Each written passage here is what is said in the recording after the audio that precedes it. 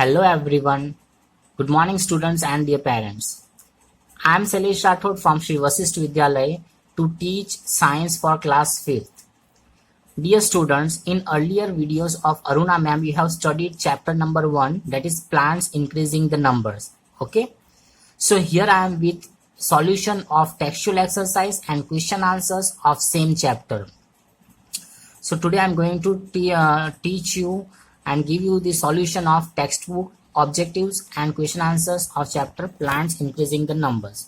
But before we start, dear students, if you have not gone through this website link of our school, please go through it. Yes, website link for our school for study material. Students, from when you will open this link, you will get this type of page, SVV study material. When you will scroll down, you will see this type of folders. For class 1 to 5, you have to click on primary section. Okay.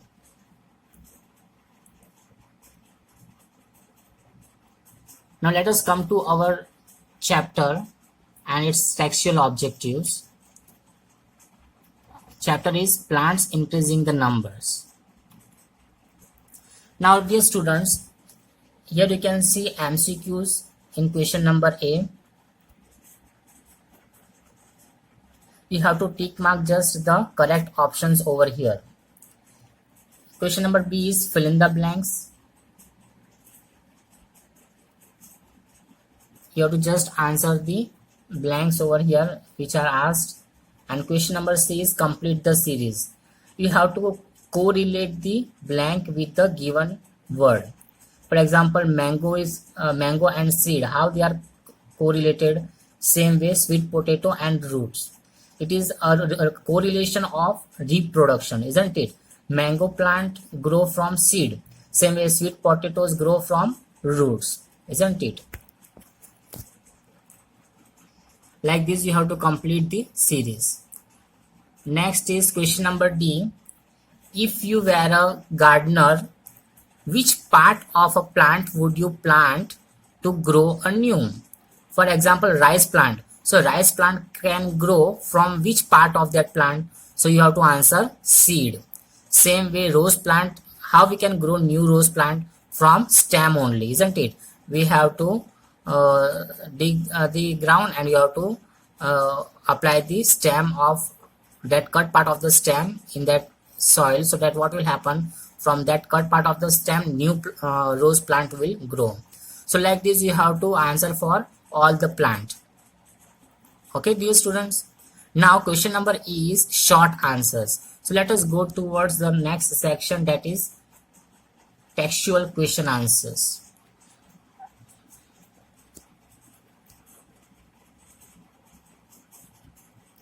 Question number 1, name the outer covering of a seed. So answer is, the outer covering of a seed is known as seed coat. You know, the outermost covering of seed is known as seed coat. Okay, as it protects the seed from the outer harm. Next question number 2, what is a monocot seed? We have studied earlier that there are two types of seed, monocot and dicot. So here our answer is a seed which contains only one cotyledon. Cotyledon means seed leaf, okay, which contains food for the baby plant. So a seed which contains only one cotyledon is known as monocot seed. And if there will be two cotyledons, then that type of seed will be known as dicot. Here we are going to answer only for monocot seed.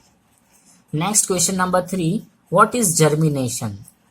Germination means the development of a seed into seedling is called germination. Seedling means baby plant, a small plant which have a leaf, a root in a initial stage. Next question number 4, what is meant by dispersal of seeds? Dispersal means scattering, means spreading. So here the scattering of seeds or fruits away from the parent plant by agents of nature is called dispersal of seeds. Agents of nature means For example, air, water, animals, these are known as agents of nature who spread seeds of plant from one place to other place. Okay, especially from parent plant to different places. Next, question number 5. What are kharif crops? So crops which are grown in monsoon season, that is from the month of June to October, then such crops are known as kharif crops or monsoon crops. Okay. Next, question number 6. Why do we spray pesticides on crops? Now, pesticides we are spraying on crops means farmers used to do so. Why? The answer is to protect plants from being destroyed by pests. We spray pesticides on crops. Pest means there are types of insects which are harming the crops. Okay, they used to spoil or damage our plants, especially plants which are grown in field. Thus, those plants which are grown in field are known as crops. Okay, dear students. Now we will move towards question number F, that is answer these questions. These are little bit long question answers. So let us start. Question number 1. How are plants useful to us? Now plants are useful to us in many ways. Number 1, plants gives us food. Yes, as it is very much important because we all are dependent on plants only for food. So first point is plants gives us food. Number 2, cereals, pulses, vegetables, fruits, sugar and oil are obtained from plants. All these are food materials which are obtained from plants. Number 3, plants provide us wood, fiber, rubber, gum, tea, coffee, etc. Means apart from food, we get many other useful things for our life from plants only. Number 4, plants gives us oxygen. Yes, plants gives us oxygen which is necessary for our breathing. So in this sense also plants are very much important. And last, number 5, plants help us to reduce soil erosion. You know, soil erosion means removing of upper layer of soil. But this upper layer of soil is not removed if plants are there. Why? Because plants are holding the upper layer of soil firmly with the help of their roots. So plants helps to reduce soil erosion. Okay, dear students. Now let's go to question number 2. Name the different parts of a seed. Draw a diagram and label the parts. The different parts of a seed are number 1, seed coat, number 2, cotyledon, and number 3, hilum. Okay, now let's see the diagram of structure of a seed. Here you can see the diagram of structure of seed. We have labeled 3 parts: seed coat, hilum, and cotyledon. Cotyledon is present inside the seed coat, which is nothing but food storage unit for a baby plant. Okay. Next, question number 3. Name the conditions necessary for germination. Now, for germination of a seed, 3 things are necessary. Number 1 is good sunlight for giving proper warmth. Number 2, appropriate amount of water. And number 3, same appropriate amount of air. Okay. Thus, these 3 conditions are necessary for germination of a seed.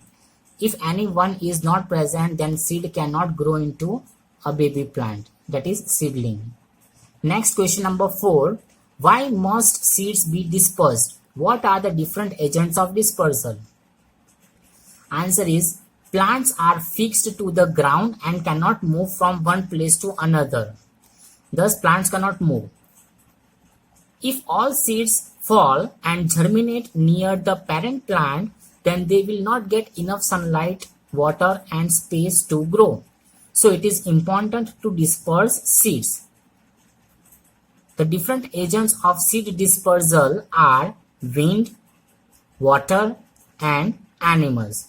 So dear students, as plants cannot move, the parent plant cannot throw their seeds far, isn't it? So we need some natural agents to disperse the seeds. Hence, dispersal is important. Next and last, question number 5. What is agriculture?